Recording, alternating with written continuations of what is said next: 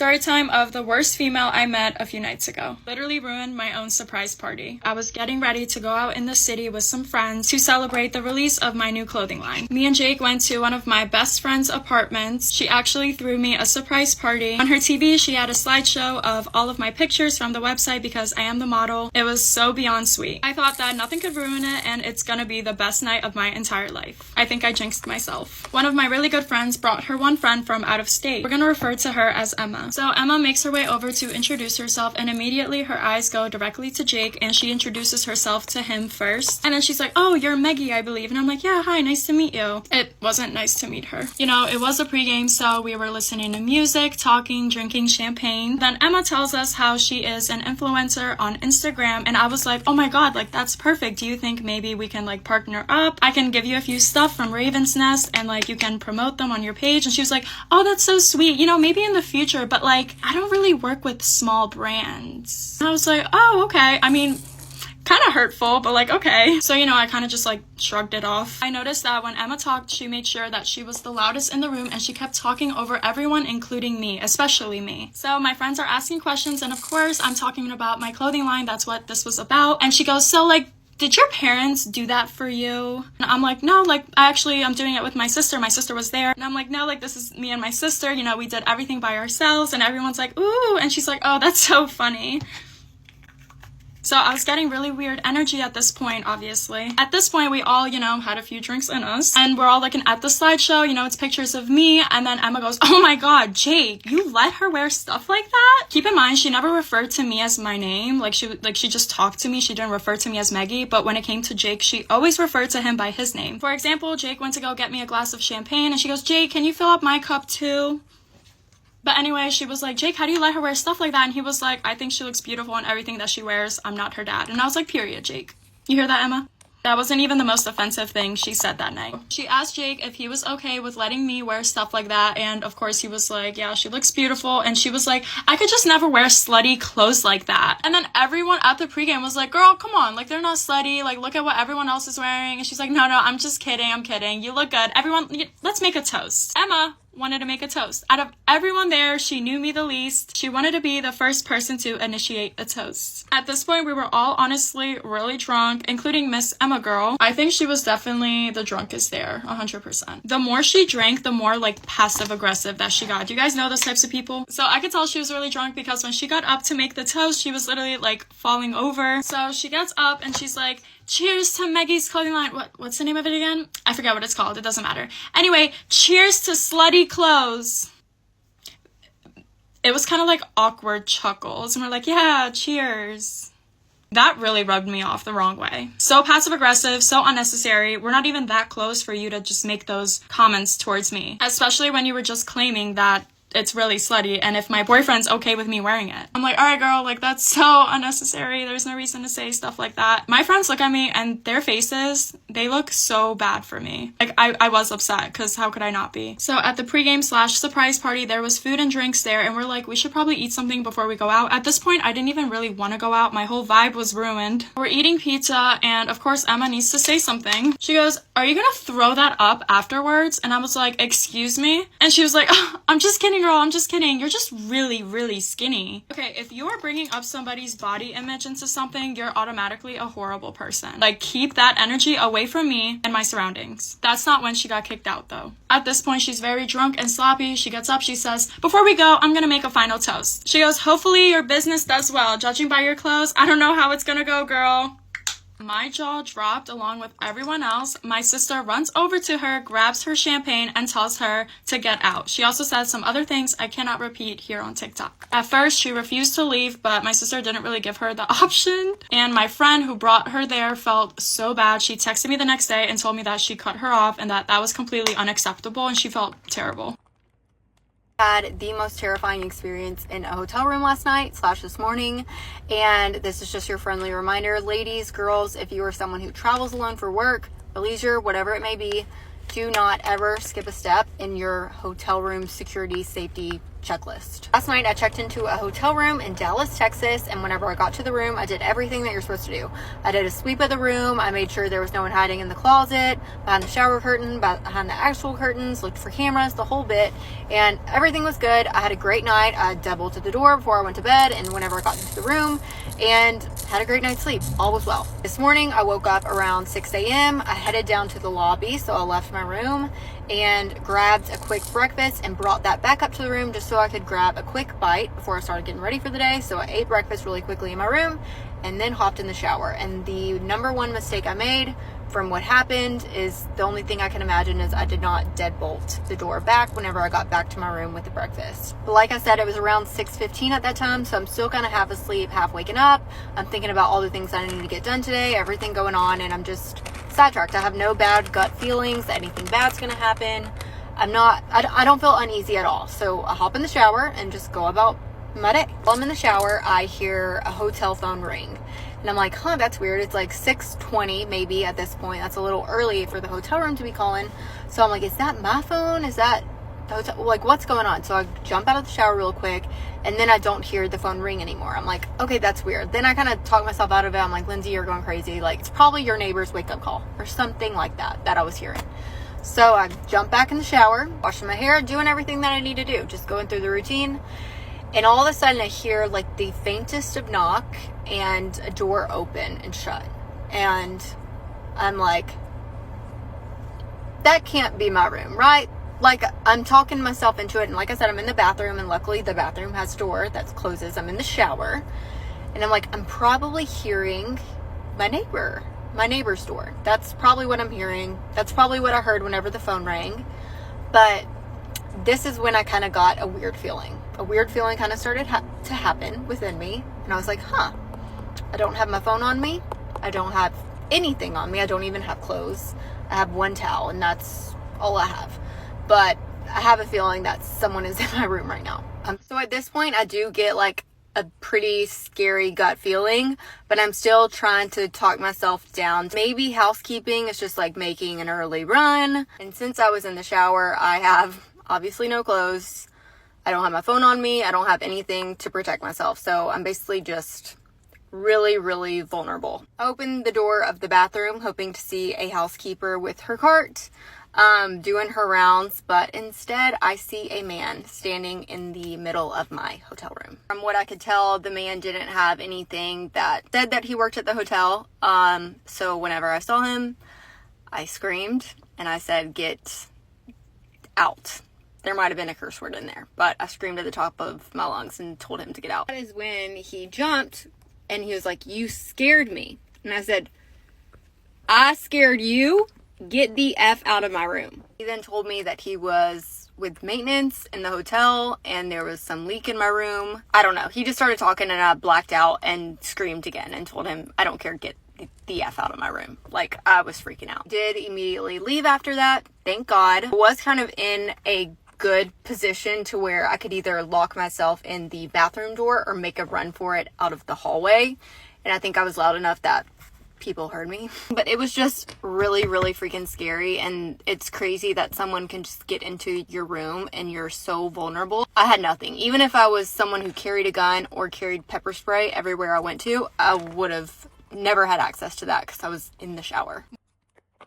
I have an addictive ass personality. I went my entire life with not getting addicted to anything. Hard drugs and not my vibe, like blow, dumb shit like that, not addicted to the vape. It's really never been me. I'm aware of like that I have an addictive personality, so I'm like, I try and steer clear of that. I've done pretty fucking well. The one thing that I have a low-key addiction to is coffee. Just my morning fucking latte. I just love a good oat milk latte in the morning. It gets me going. It gets me through my fucking days. This morning, Nicole and I wake up and we're like, should we just like order coffees, like, because we don't want to go get one. We're a little hungover. We had a long night, a little fucking hungover, and we're like, let's order coffees. I go on Uber Eats and I see Coffee Bean. I fucking love Coffee Bean. When I used to live here, I would get Coffee Bean like 4 days 4 fucking days a week. I love that shit so much. I would slut myself out for an iced vanilla soy latte from Coffee Bean. I literally love Coffee Bean. I'm like, okay, yeah, I'm gonna order fucking Coffee Bean. If I'm gonna order a coffee, it's gonna be Coffee Bean. I see they have a 32-ounce option, and I'm like, that's fucking perfect. I'm hungover as shit. I've been getting 2 coffees a day. I'm fucking exhausted. I'll get the 32-ounce option,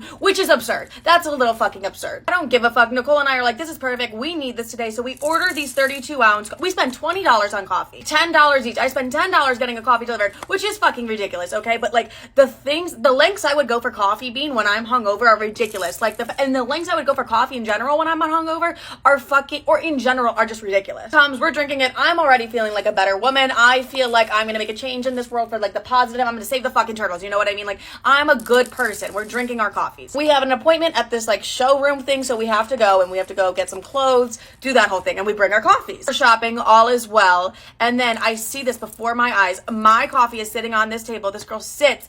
My coffee goes everywhere. There's still probably 20 ounces in this bitch. Like, I probably only drank 12 ounces of, how did I just become a mathematician? Like, when we're talking about coffee, a bitch can do whatever. But like, there's probably 20 ounces still in this, all over the floor. I kid you not, in that moment, it felt as if someone shot my mother in the foot. Like, Livy, you're being dramatic. I'm like, have you ever had your favorite fucking coffee when you're hungover and you have 32 ounces of it? I get genuinely upset. Like, genuinely fucking upset. This poor girl, it's not her fault. It was a fucking accident. But me, I'm like about to cry. I look at Nicole, and I'm like, I feel a tear coming. I feel a tear fucking coming. I was like, what? I'm like, I swear to God, I feel a fucking tear coming. And she's like, don't cry. I was like, okay, I'm not actually gonna fucking cry. But like, I'm hot. I'm sweaty. I'm hungover. I'm trying on denim crop tops. The only thing getting me through this fucking day is that coffee. Livy, you're being so dramatic. I fucking know I am.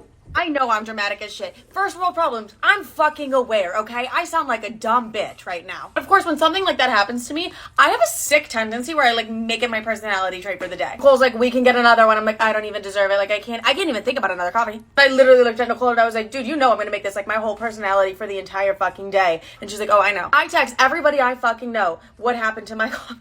It's like absolutely absurd that like I really did go these lengths and like saying it back. It's like, you really are a dramatic dumb bitch, huh? And it's like, yeah, I am. I literally get in the Uber and he's like, how are we doing today? I was like, no, like my coffee dropped everywhere. Like, sir, like I'm not well, sir. Sir, I'm not well because I would slut myself out for my favorite coffee and it's all over the floor in the showroom. He has no idea what the fuck I'm saying. He's like, okay, we're on the way. You literally would have thought I met the president the way I was sending every single person in my contacts talking about my coffee. Kind of fucking absurd. Like, I'm not sure if it's because I'm like I have mental illness that I have to fixate on something like this, but I was like, I cannot even believe this. Looking back, I definitely am like, oh, like I'm a crazy fucking bitch. You know what I mean? Like, I'm a crazy fucking bitch. And then I'm like, everyone's like, 32 ounces was necessary. And I'm like, okay, you're right. I might have overdone it a little bit. Like, it's a little crazy. Today is what made me realize that like I low-key have an addiction. Like, that's not great. I'm over here like, I don't even like do blow. Like, I don't like smoke the vape. Like, I don't do anything like that. It's like, bitch, like you can't even like function without a latte, and one gets spilled on the ground on accident and you become a whining fucking cunt. Like, you have a low-key addiction. And I know I'm insane and dramatic as shit and fucking crazy for making a TikTok about coffee, but I don't give a fuck. Thing about me, I will always be a girl's girl. Would do anything for my girls, and I mean anything. My girlfriends, love them to death, treat them like their family. Can't be a girl's girl with you creatures out there wanting other people's boyfriends, or even wanting attention from them. There was this girl that I used to be friends with in college, and I know what you guys are thinking. Maggie, why were you friends with literally some of the worst people? And the answer to that is simply because I was a magnet to the most insecure girls out there. That is the best explanation. Anyway, this girl that I was friends with, we weren't like best friends, but we weren't like strangers either. She did all of the basic things that you guys see everyone making posts about. She would like fix her hair when I would say my boyfriend's coming, like do all that weird goofy stuff. I noticed her doing that, and then she like started to do that constantly to the point where I just thought something was wrong with her. Anyway, she had a new place. I think this was like junior or senior year of college, and she was gonna have a little pregame before we went out at her new apartment, which I never been to before, so I wanted the address to her new apartment. I was like, hey, like, can you text me your new address? And she was like, are you sure you don't want me to just text it to Jake? If you want, I can have his number and I can just text him all the details. And I was like, no girl, it's fine, you can just text me. What's the difference? And she was like, okay, I don't really know why you don't really want me to have his number. I'm like, because that's weird. Don't you think? My freaking Balkan anger issues, I swear. So that already was like really weird. Like, who makes that kind of comment? Oh, and keep in mind, both of these instances literally happened on back-to-back weekends until I finally cut her off because I was like, okay, there is something wrong with you, but like, I'm not your therapist. I'm not Bob the Builder either. Girl, I'm not fixing you. Get away from me. So we pull up to the pregame and of course, you know, like we walk in, she fixes her hair, fixes her pants, like makes them like go up her butt more and like just a bunch of weird stuff. And I look at her and I'm like, you good? My boyfriend's like, he notices it. He thinks it's so weird. So we ended up not staying long because honestly, I was getting really bad vibes. And that night, she was literally trying to talk to my boyfriend more than she was trying to talk to me, which was already off the bat like really weird. He would say anything and she would do this like really obnoxious laugh. And I'm like, girl, he's not that funny. He even admits it. Just really, really weird vibes all night. So after that weekend, she texted me and she was like apologizing, being like, hey, sorry, like, I was just like in a silly, goofy mood, I guess. But no, she was like, hey, sorry about that. Like I was really drunk. And I was like, oh, like, it's okay. Just like keep your distance from him a bit more, like if you respect me. And she was like, yeah, of course. Like, that's your man. I love you guys together. Like, you guys are so cute together. And I was like, So the next weekend comes along, she sleeps over, and the next morning she like bangs on my door while me and my boyfriend are sleeping, and she's like, hey, I need to borrow clothes. She walks in a mini little t-shirt and a thong. And I'm like, yo, you couldn't have put like your robe on or anything? She goes, oh no, like I'm just so tired. I just want to get some clothes.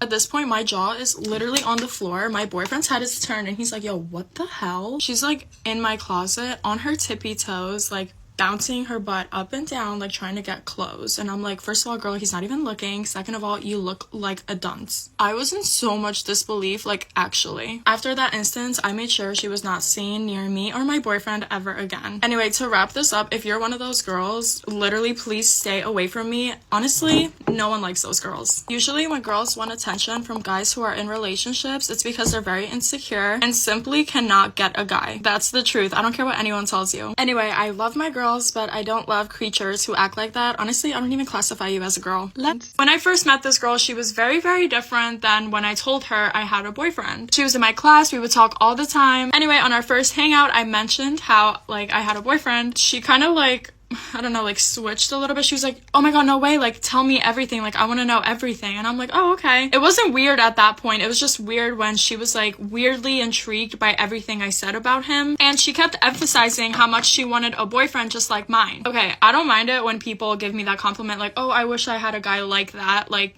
I don't take that the wrong way. But she kept emphasizing it. She wouldn't stop. She was like, oh, like, where do you find those? Like, I need one just like that. Like, just like that. And then I remember she made a comment. She was like, but you don't need to worry about me. I'm very respectful towards my friends' boyfriends. Like, girl, you do not have to worry about me. I'm not like that. And I was like, we weren't talking about anyone being worried about you. Why are you bringing that up? So yeah, that was really weird. So of course I was like, oh, I'm assuming you don't have one then? And she was like, oh no, I want to wait until one exactly like yours comes my way, and then like I'll get wifed up. You know, at the time, I didn't think too much of it, but then again, at the back of my mind, I was like, that's kind of like really odd to say. I didn't pay it much attention, but honestly, I should have. Also, I realized that these two parts are kind of like swapped. This one should be the first part, and the other one should be the second part. But anyway, I remember when they first met, she was at my apartment, my boyfriend came home from work, and she gets up, literally immediately, like, pushes her pants up her butt so hard, like, trying. Like, I knew she was trying, but I thought maybe she was just off. Also, I remember that when I told her my boyfriend was coming over, she was like, oh, okay, I'm gonna go to the bathroom real quick. She comes out with her lips, like, lip liner, lip gloss, and all that stuff, and I was like, I didn't want to be, like, judgmental, because I just met her, like, a week or two ago, and I was like, maybe this is just how she is. I should have judged her. Anyway, after that, she would always ask about him, like, if he's coming over, when am I seeing him next, like, all those questions, which I was like, girl, this is just getting odd at this point. I only hung out with her a couple times after the first time that she met my boyfriend because I was just getting really, really bad vibes from her. And then the 2 back-to-back weekends happened, and that's when I was just like, girl, that's the final straw. Like, you're so weird for that. Anyway, like I said in my last video, girls who want attention from guys in relationships are just really, really insecure girls. It has nothing to do with you and everything to do with them. That's genuinely why I don't pay those girls much mind, and I don't really get that triggered by them. The person you're with has a lot to do with it too, though. Like, my boyfriend does a very good job of reassuring me that it's me, it always has been me, it always will be me. So I don't really get triggered by these little creatures running around. I'm also a really, really confident person, so I honestly just feel very embarrassed when girls act like that. Am I the asshole for kicking out my daughter after she went behind my back? I can't sleep and this is the reason. I, 39 male, kicked my daughter, 16 female, out of my house after she disobeyed my rules. Just a quick backstory, me and my daughter never really had a good relationship. She often kept secrets from me when she was a kid. And I gotta know all her little kid secrets. Yeah. I would only see her twice a month and we fought like cats and dogs, and she often lied to not only me but her mother in middle school. A year ago, I got custody over her and her little brother. She had wonderful grades throughout the year and she was given the opportunity to be in an honors class, and I pushed her into taking the class. She didn't want to do it, and she basically begged me not to take the class because she didn't think she could do it, but I believed in her and signed her up for it. Throughout this year, she has gotten grades 70 and lower because she is not putting in any effort. Yep, she would come home, study for no more than 30 minutes, play on her phone or Xbox, eat, and then go to sleep. How dare she eat? Back in February, I had decided to get her permit, and she had been getting ready to go for the test when I got an email from her teacher telling me her grade was a 62%. I got pissed, and as soon as she got out of the shower, we had a yelling match. Cool. I asked her why her grade was so low, and she used the excuse she had a lot going on and that she was trying. I sent her back to her room and stripped away all entertainment and electronics until she was done with all of her schoolwork. Even after 2 weeks, her grade never went up. Still, she had nothing. She would just stay in her rook even after finishing her work and just sleep. It sounds like you gotta go back to school. I excused her behavior at first for a breakup she was going through and bullying, but even after no improvement, I set up a meeting with her teacher and my ex-wife, her mother. After talking, we decided tutoring was the best option. My daughter left the meeting crying, and even after school remained mad at me. We got into another argument after she gave me attitude. She went with her mom that weekend and did get the grade up to 75%, but I still wanted her to take the tutoring. I got an email from her principal saying she had skipped her first session and wanted to drop out of tutoring. I texted my daughter that she was the child and I was the adult, and she does not get to make the decision for dropping out.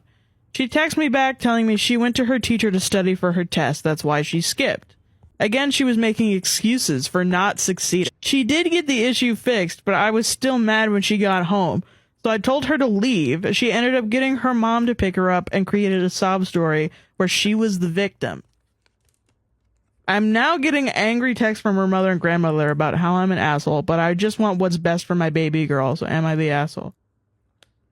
Am I the asshole for suing my parents for my college money? My great aunt set up savings accounts for all of her female relatives. In our culture, education for women is not really valued, and she thought that was bullshit. She lived with her father in London, where she was educated. She went on to attend university and became a doctor. She married a British man. They moved to America and had a great life. She funded the education of as many of her nieces and grandnieces as she could. When she passed away, she left money for every girl relative she could. My parents managed to access the accounts that were set up for my sister and I. They used it to pay for my brother's wedding. My sister didn't care because she got married 2 years out of high school and had no intention of going to college. When I graduated, I went to the bank to get money for school and it was almost all gone. There was like $13,000 left. I asked my parents about it and they said they had needed the money. I finally found out where the money went. I got furious. I got student loans and moved out. I am a great source of shame to them and I don't give two fucks. I am currently suing them for the money that was left for me. My entire family is against me. They all think I'm a complete asshole for airing private family business in public and that I am putting money ahead of family. My friends are all on my side, but they are all Americans and don't really get my culture. Neither do I, to be honest. My brother called me up and offered to pay for my university if I dropped the lawsuit. I agreed as long as we had a legally binding contract. He said I was being an asshole for not trusting him. I said he should not have accepted my money for his wedding. It is causing all kinds of embarrassment in our community. I am somewhat ashamed to be doing this, but I don't want to have this debt that I should not have. Am I the asshole?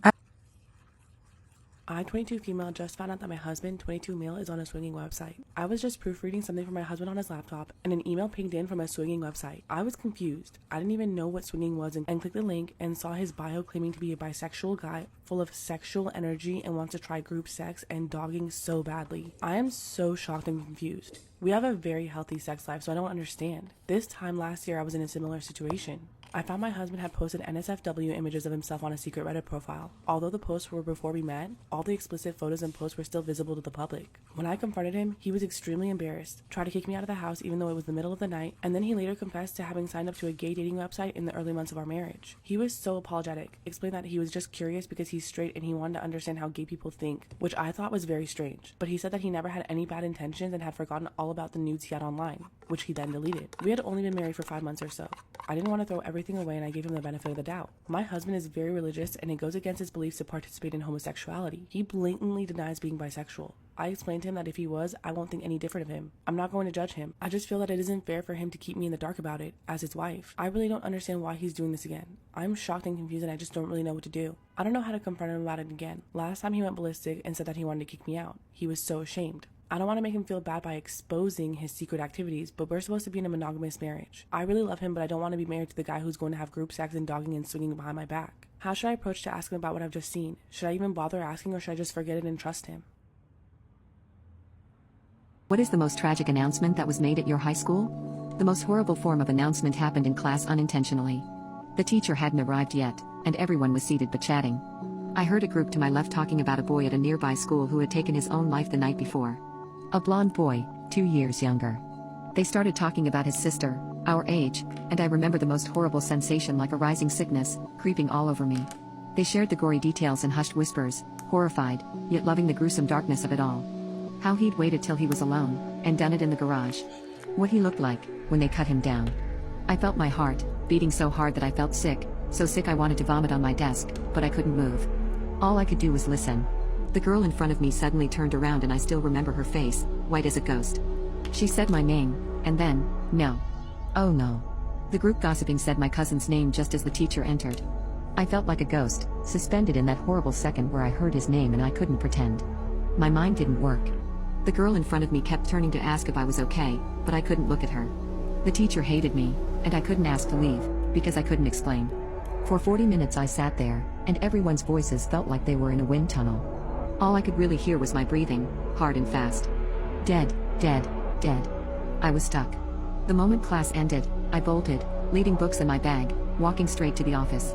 There wasn't any air. It felt like I was crossing a desert. The school was deserted. Everyone was in class. It made the moment more surreal, like being inside a dream. My dad was home that day, and all I could think was that I needed to reach my dad. The world had shrunk to a single mission. Please ring my dad. I need to go home, I told the office staff through the window. They kept talking to me, but I couldn't understand their words. Please ring my dad. I need to go home, I said these words over and over. Finally, one asked if I was sick. I felt sick with the relief that I now had an excuse. Yes. I am sick. I went and sat in a chair, no longer able to stand. The office ladies asked how I was sick, and what was wrong, but I was unable to tell them. I was caught, unable to explain, but unable to leave. And in my mind, all the time, he was swinging. Luckily, at this point my year coordinator came running in. Turns out the girl in my class had run straight to his office to tell him what happened. He made the office ladies ring my dad, and held my hand while I waited. I remember that he had tears in his eyes. I was always so grateful that he was there, as a buffer, but I couldn't speak because I couldn't understand his words. I remember that his voice kept breaking. I'd never heard him sound anything but confident. I kept thinking about the rope, swinging. About how we'd spent so many years there, playing. And he went there to end himself. Our house was so close, but he did that. The office was so still. The office ladies were staring at me as if I was the one now passing. I remember clenching my hands in the pockets of my jeans. How my head felt like there was no blood in it. I thought about my other cousin. Her parents. And then I couldn't think about them. Because he wasn't alive. And I was sitting there, just waiting. We didn't live far from school, so my dad arrived soon. There were no words for the relief of seeing his gentle face. He asked if I was sick, and I simply told him I had to go home. Everyone was silent, watching us leave. I got in the car. Instead of starting the vehicle, my dad turned to me and said, "Please tell me what's wrong." And in that moment, I suddenly realized I was going to have to tell him about the ending. In this entire window of time, this thought had not occurred to me. And the thought of saying it, out loud, of destroying another person like I had been destroyed, felt so much worse than learning the truth. I wanted to get out of the car, but there was nowhere else to go. I had nowhere to run, and I couldn't move anyway. And then I realized that it wouldn't end. That we would have to tell my brother, who was homesick, and then my mother. And I did not want to do it. I did not want to start that chain, so I sat there, frozen and lost, surrounded by a death that was still a secret. I remember my dad's worry turning to a different kind of alarm, lacing his words as I finally met his gaze. I looked away, staring at the plants surrounding the school, and jumped. I yelled it, like a scream that became a sob, and for the first time in my life, I saw my father's heart break. He made a noise I will never forget, and then he began to sob. I had never seen him cry before. We sat there in the car park, sobbing, until students walked by and stared at us. I felt like we belonged to another world, because they looked so alien. So calm. I grabbed my dad's arm and said, "Please. Please, Dad. Take me home."